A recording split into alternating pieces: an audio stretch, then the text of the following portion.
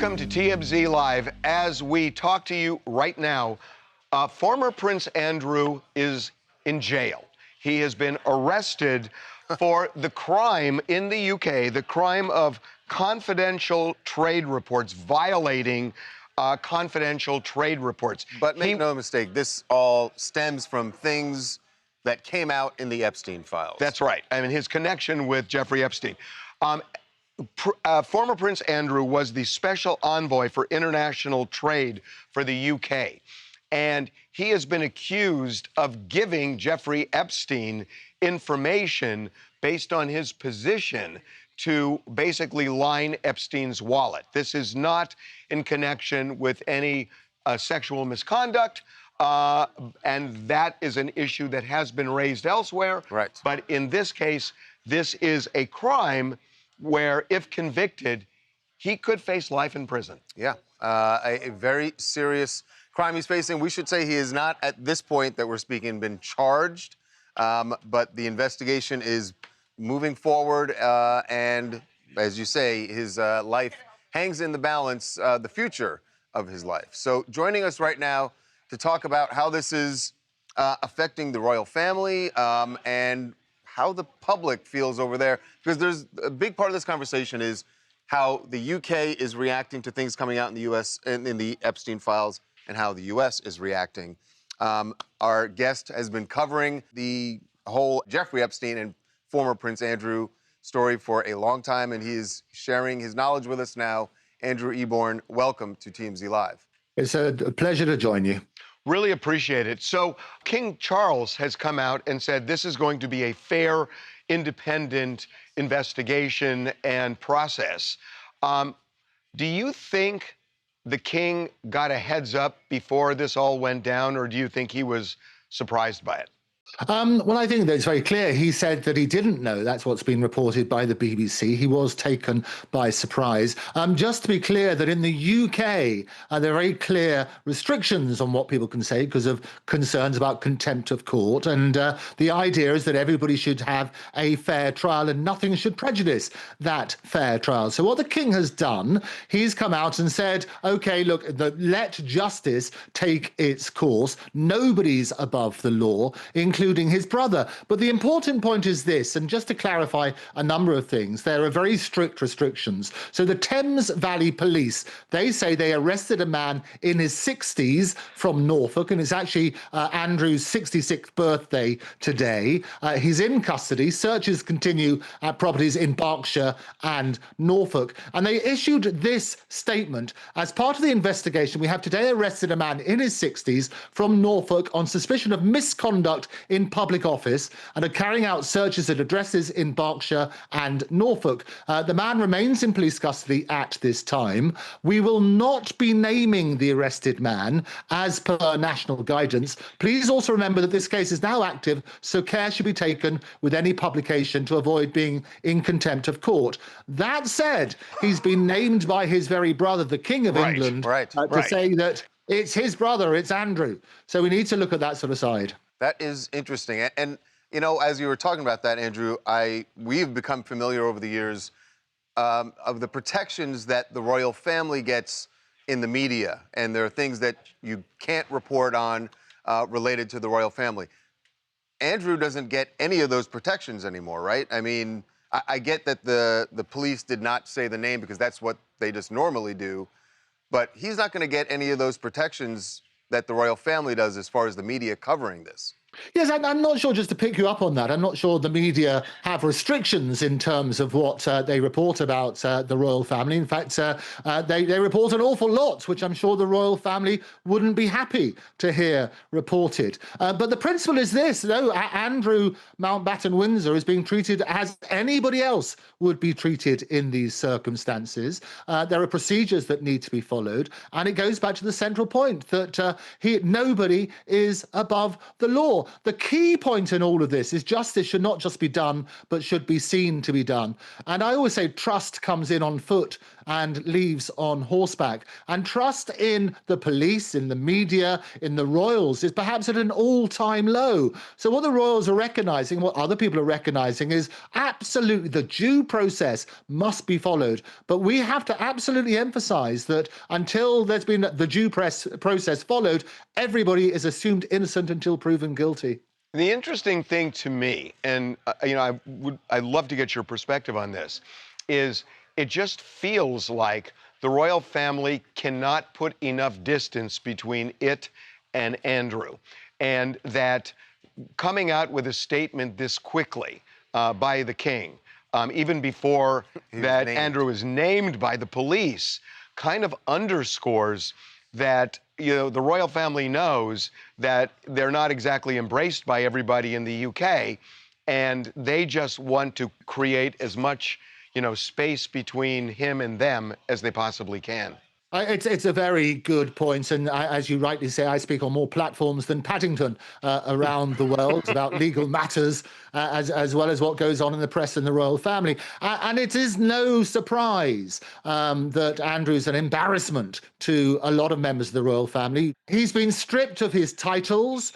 He's been banished from the Royal Lodge, this 30-room mansion in Windsor. He's now making his residence at Sandringham Estate, which is where we understand the arrest might have taken place at 8 o'clock this morning. But it's going back to that sort of side. And as I say, sunlight is the best disinfectant. It sounds like almost like an insider trading type thing in the United States, where he's giving information that he shouldn't give. And the consequences of a conviction, as I said, life in prison, that's huge. So can you kind of describe, and I know you haven't read allegations and they may not have formally written them, but broadly, given his position, what he's seemingly accused of doing? Well, the essence, and I can talk about it in general terms, as they say, because of the very strict rules, but the general thing is about sharing confidential official material. It would be with Jeffrey Epstein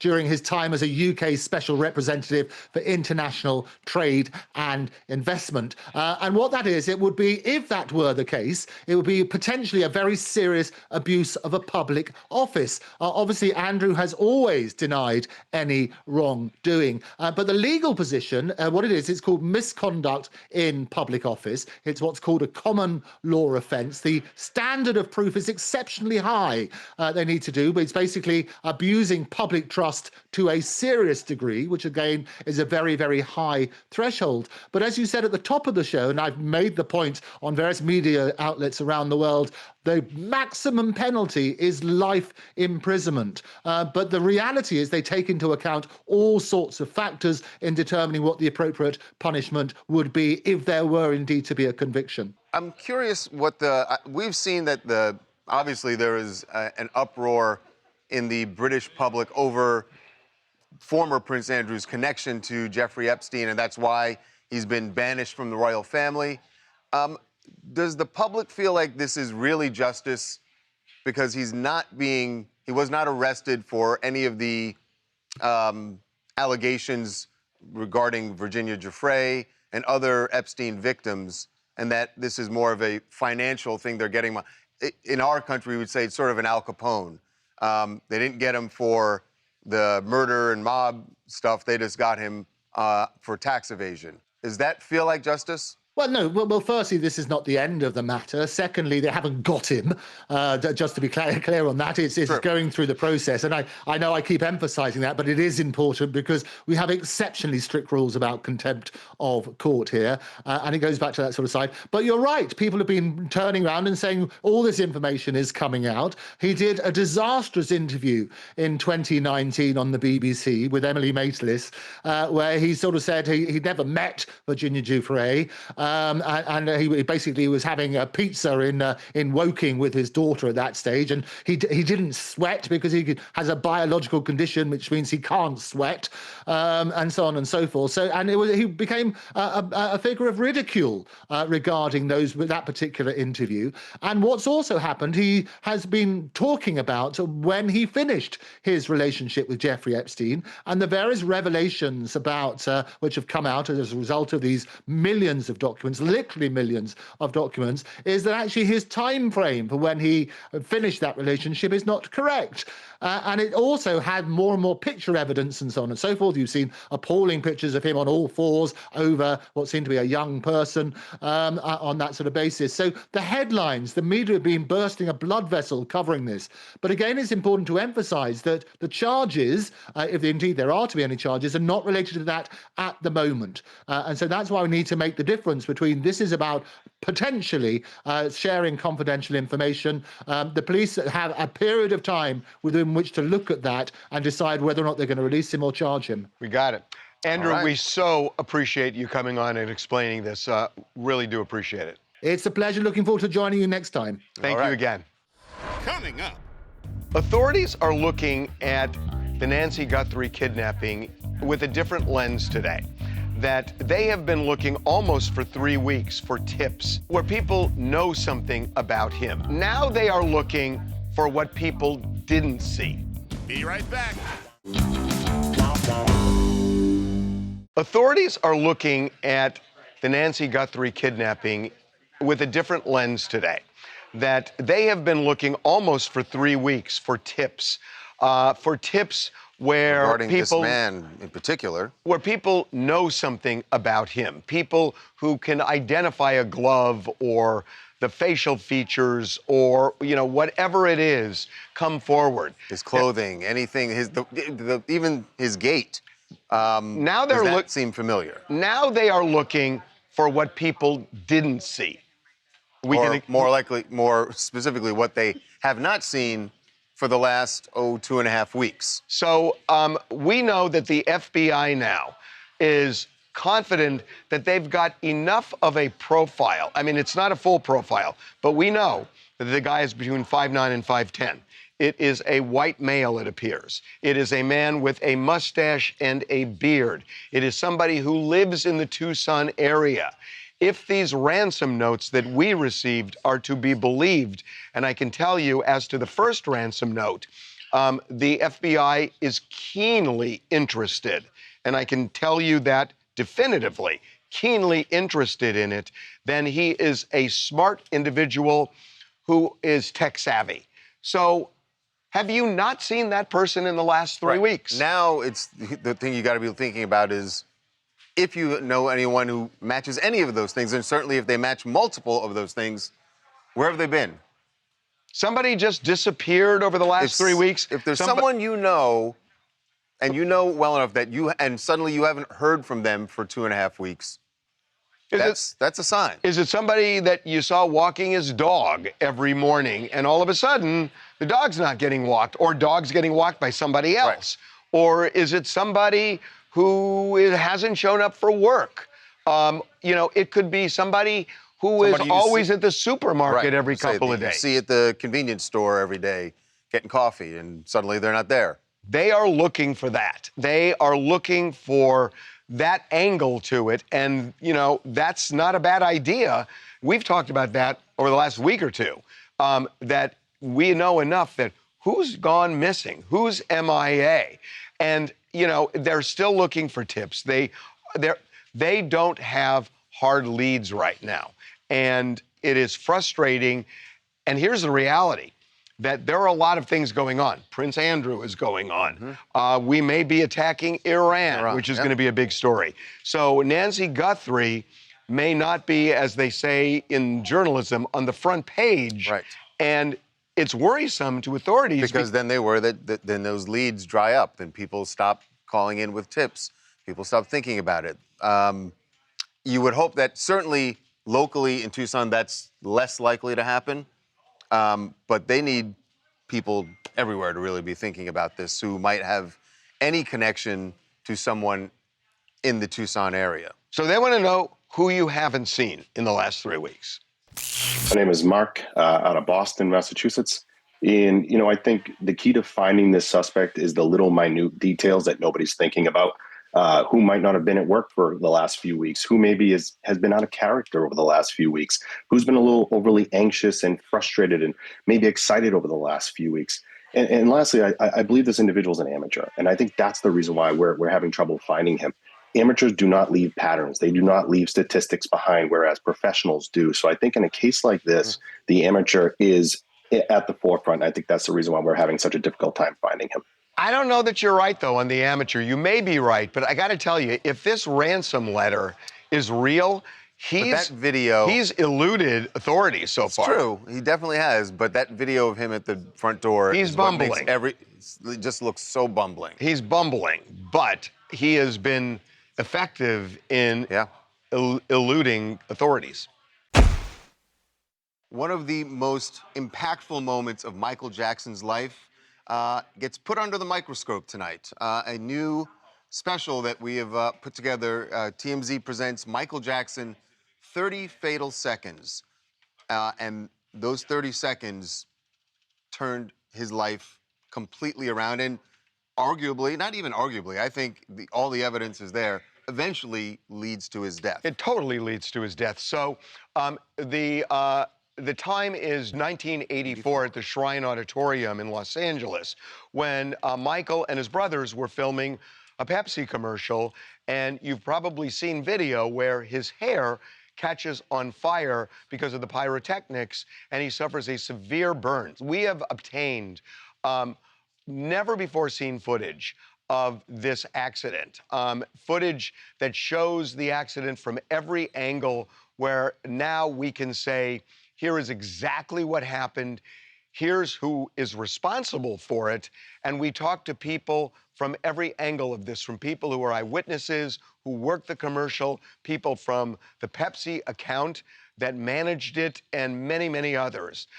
And there is no doubt, there's no doubt at all that this burn led to Michael Jackson's death. When pyrotechnics are involved and sparks are flying, timing makes all the difference.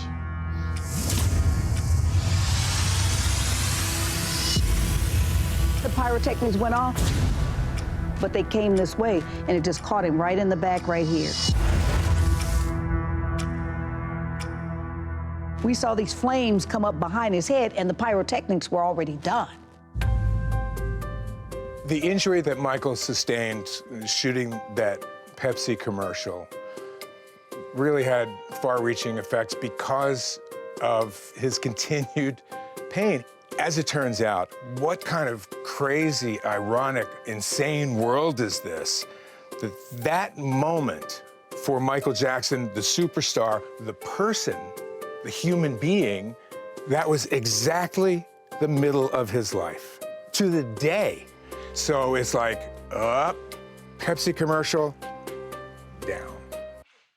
And when we say down, we are talking about a burn that led to pain meds, that led to addiction, that led to an addiction to plastic surgery. And you can literally draw a line from Pepsi to June 2009. Propofol. Yep. Right. And one of the many layers of sad things about this is that Michael didn't want to do it in the first place. Right. This was a favor to the brothers. He didn't want to do the commercial. He didn't want to do the album, the Victory album. He didn't want to do the tour. He wanted no part of any of it. He did it for his family. He did. He didn't even tour Thriller, so he did not want to tour the Victory album. He was tired. And then, yeah, this happened. And I think also because there was no social media, there were no cell phones filming it, at the time, people thought it was kind of a joke. It's like, oh, his hair caught on fire. Right. Because the next time you saw him, he seemed fine. Right. And there were there's a lot of mythology about why his hair caught fire, and which we address in the special. And I don't think Michael was such a victim in this. I mean, this has nothing to do with sexual allegations, the sexual misconduct allegations. This has to do with his physical state, his mental state, his emotional state. And he was a victim of a bunch of doctors, one of whom we profile, who just loved being around a celebrity and would give him anything he wanted. And it led to his death. He was 25 years old then. You also forget how young he really was. Yeah. It was a middle, like Mark said, it was the middle of his life to the day.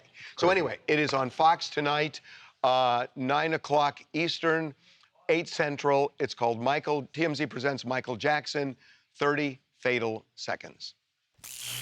Hey, so I'm Minaj. I'm just here in Miami, Florida, and I just have to say I find it absolutely insane that just a 30-second moment can go ahead and change the entire trajectory of someone's career and with his career and everything. Yep. It is. It's stunning, and that's one of the reasons we thought of the title. It's like sometimes momentous things don't happen over a long period of time. They happen Just like that. Yep. Coming up. All right, we have another multi-hyphenate in Hollywood. We do. That's interesting. Kind of a triple threat, I think you could say Laura Wasser is now. Laura Wasser is a model lawyer. How's that? How hot am I? Be right back.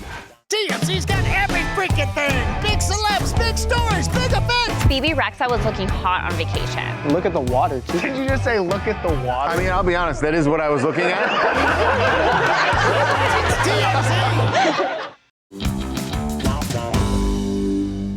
All right, we have another multi-hyphenate in Hollywood. We do. That's interesting. Kind of a triple threat, I think you could say Laura Wasser is now. You know about All's Fair, the Ryan Murphy show that is loosely based on her practice. And then now, Laura is also a model? She's a model. I mean, it should have happened a long time Laura ago. Wasser is a model lawyer. How's that?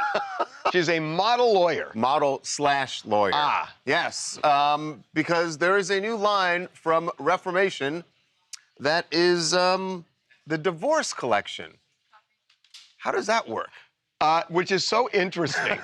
There's a story behind this. I love this story because it used to be the boyfriend collection, and they said, screw that. Divorce is in. That's not selling. Divorce is in. And so now they have the dump him collection. Everything was going great, but last night he yelled his work wife's name in bed. He kisses his mom on the lips and says I should be grateful she raised him. He says he wants to open our relationship.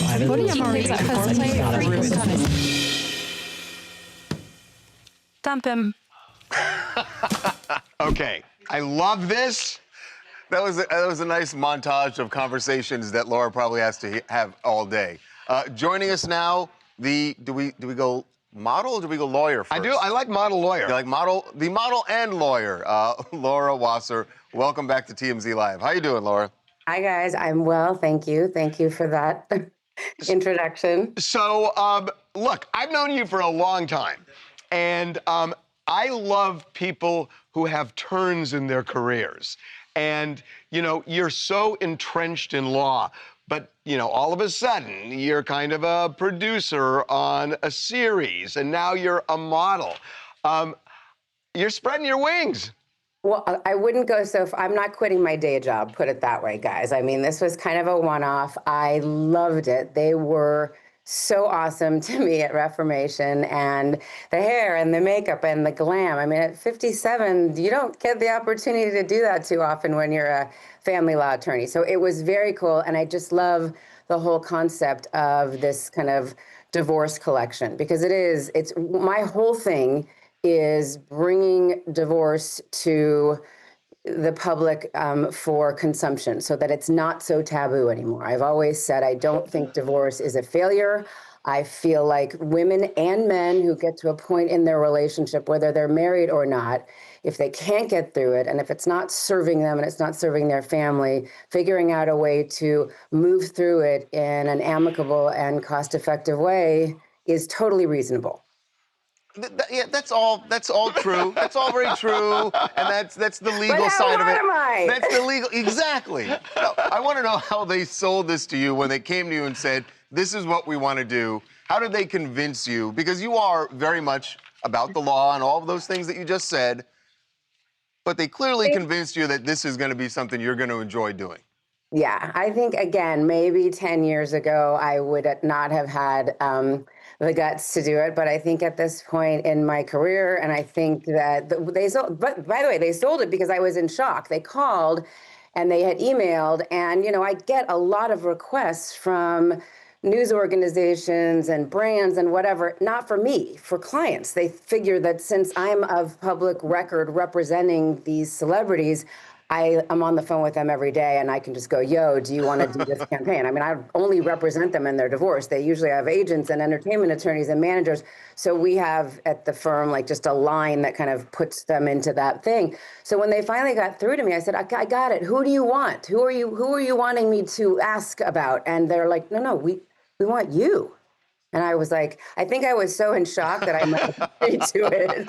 So I read the Reformation kind of the top line on this, and they're saying that the message to women is don't settle.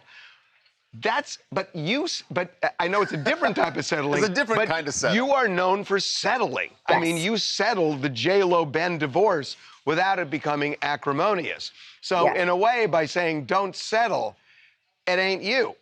Well, okay, what it meant was don't settle for a situation that is miserable for you. That's the don't settle. And again, I didn't make up the campaigin. I mean, it's true. You're just a model. You just show up. You just show up. You're just a pretty hair, makeup, right. and then take some photos. You're Our out. firm is very resolution oriented, and I'm sure if you asked even the folks at Reformation that came up with the campaign, once you've decided to dump him and move on, they would probably recommend doing it amicably and settling when they can. But it sounds funnier to say don't settle. So Yeah, it that's does. the way they used it. I got to get into one other thing.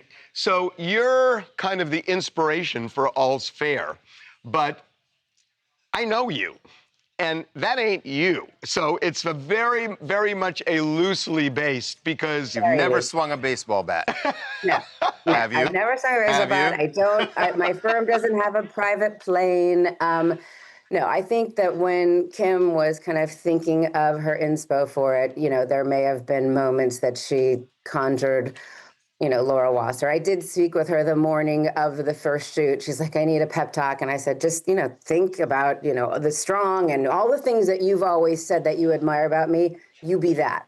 And I think the show is fantastic. I truly enjoy watching it, and I'm honored to have been a very small part of it, even if it was just the inspo. I've met the women that star in it, and they're all awesome, and Ryan's fantastic, and that's a lot of fun, too. So, okay, last thing. I have a bone to pick with you. Oh, dear. I'm going to leave. Laura, you guys can have this. No. Like 20 some odd years ago, I called you up and I said that I just sold this show called Celebrity Justice and I would love for you to anchor the show. And you said to me, nope, I'm committed to the practice of law. I'm not going to do that. And now you're like modeling. And it's Okay, like, but what, that was what was one I, day. chopped That liver? was one day. I still look like I'm here on TMZ Live. I'm sitting in my office. I'm having my attorney meeting at noon today. I love being a family law attorney, and so that is definitely my first calling.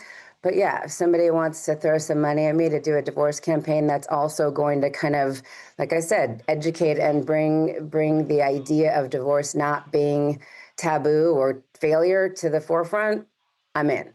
Okay, how about TMZ She has Reformation? She has hosted here, so. That's true. Oh, that's true. Yes. Yeah. We've had her host TMZ Live and TMZ on TV. Okay, listen. The hyphenates are Congratulations. Honestly, I just think this is awesome. I Thanks, guys. loved watching it. Thanks, Laura. Thanks, guys. Go buy some Congratulations. Reformation, everybody. Thanks, Laura.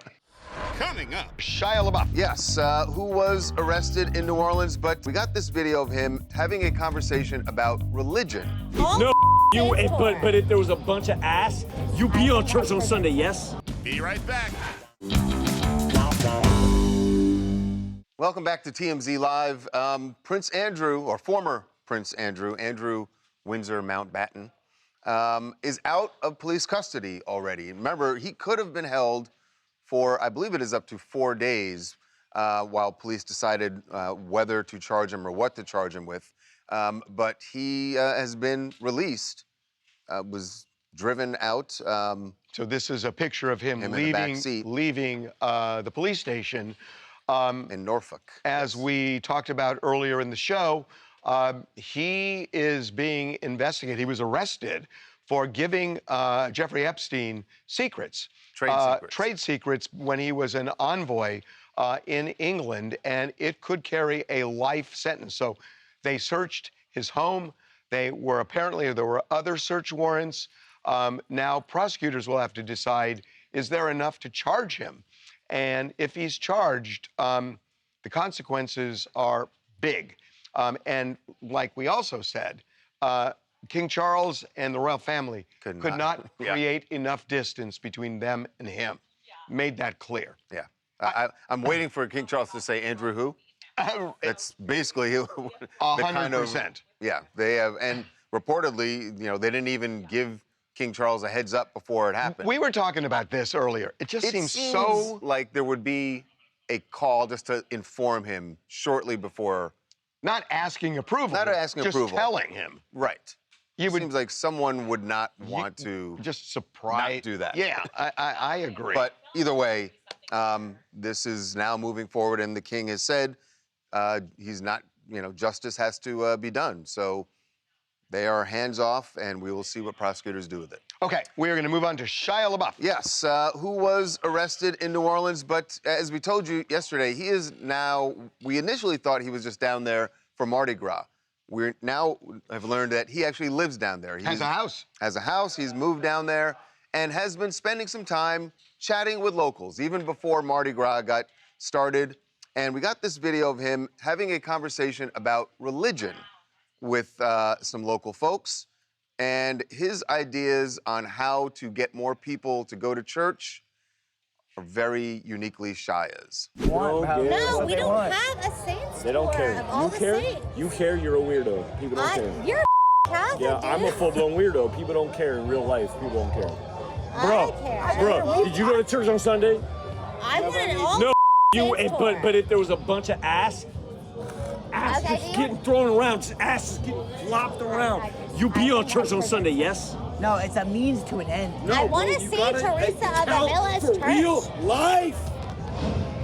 Yeah, we're human beings. I get it. Wow, I'm having trouble following. I mean, it's classic Shia. I mean, the guy is kind of wild and says some out there things. People are going to be upset about this. I know we talked about this in the morning meeting. Obviously, people that are religious. But he's also he's just saying if there are girls and stuff out of church, a lot more people probably would go. It's just weird because That's he's what also, saying. we've heard him a couple times now sort of professing this thing that he is a Catholic. It almost seems like he's taking some pride in his Catholicism, but he's also saying these things. And I can't tell, and again, we don't know if he was drinking at this point, and I don't know what the status is of his sobriety, although the fights over the weekend certainly make it seem shaky. It's funny because you see, we got the police report finally, and he actually does mention the "I'm a Catholic" thing. He was saying that to police officers when they arrested him, as well as was saying some homophobic slurs. So, yeah, it's not a good scene down there for him. But yet, I remember a long, long time ago at TMZ where we would get Shia in Los Angeles, kind of in the same vibe. Yes, it is. I mean, other than the substance abuse stuff, I think he's a little bit of like an odd guy. No, that's what I mean. No, he's definitely an odd guy. No, that's exactly what I'm saying. Yeah, I think there's a lot going on there. I feel like as a child star and as someone that has probably been through some trauma, he's definitely always kind of been that way. I kind of feel for him in a way, just because he clearly has some stuff going on in here. But he displays some really disturbing behaviors sometimes, so can't really excuse that all the time. So hopefully he finds the healing that he needs. So we're with you. Well, any of Nicki Minaj's fans who are hoping for new music, I don't know if it's coming. I haven't heard her talking about that anymore. And instead, she's just full steam ahead with President Trump and company. And this time, last night she was down at Mar-a-Lago for a crypto conference that was going on down there. Which, by the way, we know the president is very much, and his family, very much into crypto. They have made billions at this point. Yes. And it's interesting that now Nicki is on board with that. And by the way, to keep it in the family, apparently this is something that is the company owned. Steve Witkoff's son. Yeah, he's Zach the Witkoff. CEO. So all in the family. All in the family. Right? Can we just go back to the shot of Nicki's on stage? Here are her highlights. Yes. Literally. There's a transformation that's happening. I'm sorry, we've got to say it. Look at that shot, and then go back to the photo of her a couple of weeks ago or last week with the president. Okay. It's a looks different like hair color. Nicki. She got black And hair the and guy blonde in the hair. I last don't make night, anybody look it's not- quite I know, differently. I know, but quite why? different. I don't know why. She always has different color hair. There's- Pink, blonde, black. I got to tell you, you can't just pass this off as, oh, coincidence or something. Right. There's a look. Hey, that's where she is now. I think you should shut up at this point.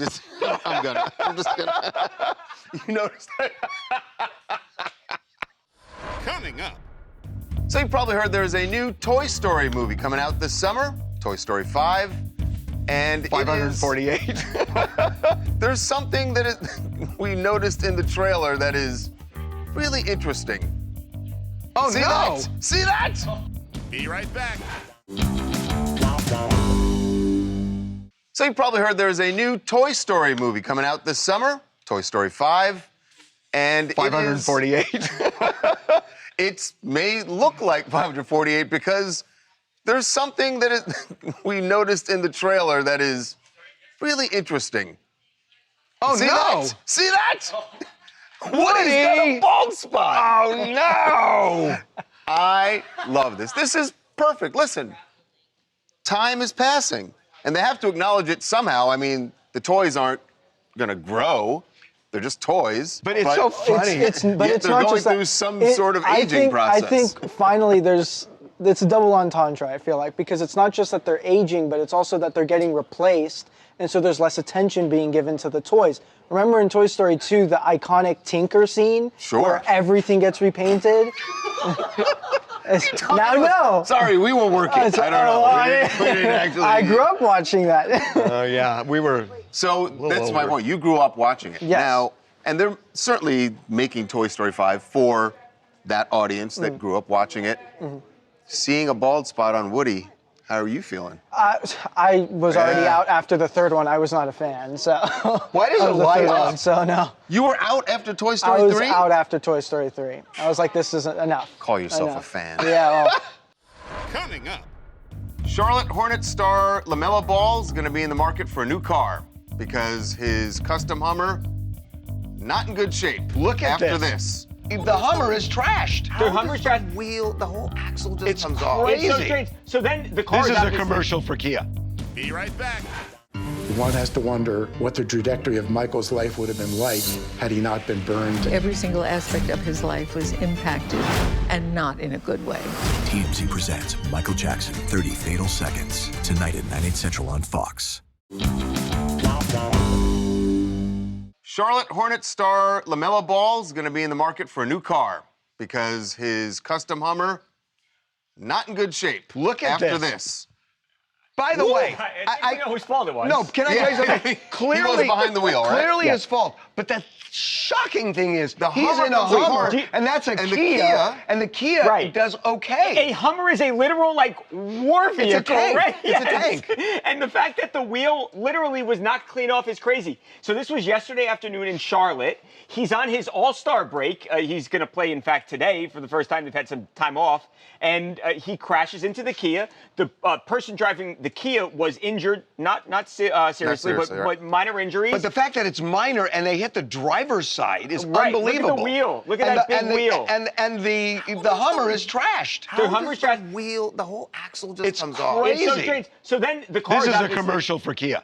It must. This could be a commercial for Kia. Right. We're And going to find out it was an ad for LaMelo. Right. So the car's obviously disabled. Both are towed away. Somebody came and picked him up in a Lamborghini. So I guess he's just got life's more good, cars. man. Hey, the Hummer's messed up. Can you roll by with the Lambo? Cool. And no ticketing, nothing?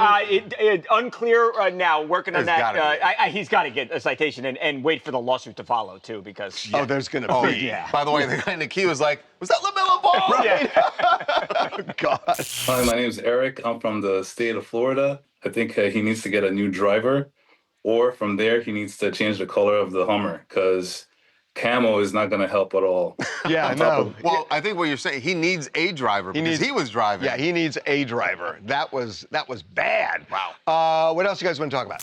Hi, I'm Kayla from Alexandria. I want to talk about Prince Andrew. I think people woke up this morning wondering why this couldn't happen here. If the king's own brother can get arrested for his ties to Epstein, it doesn't make any sense why the sitting president, who is named in the files thousands of times, isn't being held accountable. So I think the UK just gave us a good blueprint. Yeah, remember, not exact. It's not the same. It's not the same. Right, but the point of being that people are actually being held accountable. Yes, that's sort of the sentiment. Wexler's on the hot seat right now. Yeah. So yeah. One more. Hi, I'm Jess from New Hampshire. Talking about the new Michael Jackson documentary. I think that anyone that goes through a traumatic experience like that is probably going to fall addicted to narcotics because people use it as a coping mechanism. So I think that might be why he was using that to cope, because if you get all your hair burned off, you're going to Well, it was painful. It was really painful. It was a very painful one of the things I learned from this that just shocked me, you can get addicted to an opioid in one dose. One dose. I had no idea. Yeah, it's scary. Coming up. An iconic home has gone up for sale. Marilyn Monroe's home in Palm Springs, where she hung with Frank Sinatra and many others, up for sale for $3.3 million. Cool house, Palm Springs was where Bing Crosby and Frank Sinatra, the whole Rat Pack, and Marilyn, it was the place. Be right back.